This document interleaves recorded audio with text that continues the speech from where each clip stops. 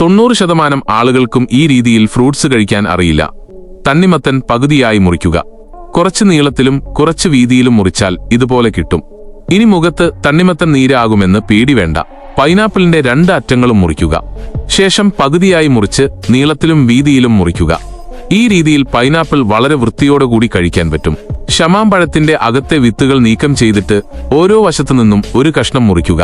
എന്നിട്ട് ഇതുപോലെ മുറിച്ച് മാറ്റിയാൽ ഇങ്ങനെ കയ്യിലെടുത്ത് കഴിക്കാം. കിവി പഴത്തിന്റെ 2 അറ്റവും മുറിച്ച് 1 സ്പൂൺ അകത്ത് വെച്ച് ഇതുപോലെ ചെയ്താൽ സാധനം ഈ രീതിയിൽ കിട്ടും.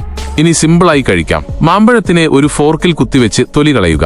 എന്നിട്ട് ഇതുപോലെ താഴെ നിന്ന് മുകളിലേക്ക് വെട്ടിയാൽ ഐസ്ക്രീം കഴിക്കുന്നത് പോലെ ആസ്വദിച്ച് കഴിക്കാം. മാതള നാരങ്ങയുടെ 2 അറ്റവും മാറ്റി പകുതിയായി മുറിക്കുക. ശേഷം അതിന്റെ പുറം തൊലി കത്തി ഉപയോഗിച്ച് ചെത്തിക്കളയുക.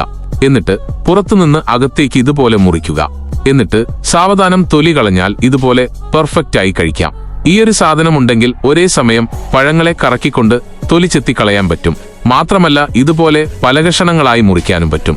ഇത് വളരെ ഉപകാരപ്രദമാണ്. നിങ്ങൾക്കിത് വാങ്ങാൻ താല്പര്യമുണ്ടെങ്കിൽ ചാനലിന്റെ ബയോയിലുള്ള ലിങ്കിൽ ക്ലിക്ക് ചെയ്ത് വാങ്ങാവുന്നതാണ്.